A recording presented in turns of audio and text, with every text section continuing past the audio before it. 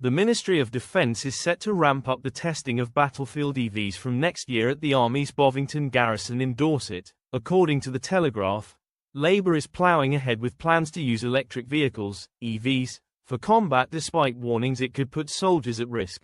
The Ministry of Defence is set to ramp up the testing of battlefield EVs from next year at the Army's Bovington garrison in Dorset. According to The Telegraph, this testing has been described by an insider as putting these vehicles through their paces, part of an experimental phase in a plan first raised by the Tories.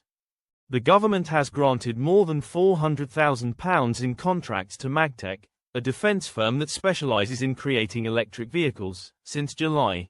Defence Secretary John Healey visited the firm's design and manufacturing facility in South Yorkshire in October and was impressed with the company's creative flair to improve the battlefield performance and the environmental performance of military vehicles. The government has pledged to put net zero goals at the centre of its defence industrial strategy, launched this week during a policy reset.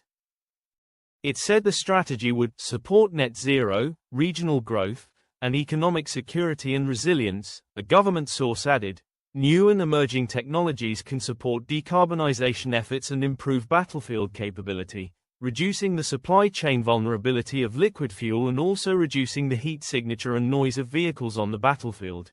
Asked about the possibility of an electric tank, they added, never say never.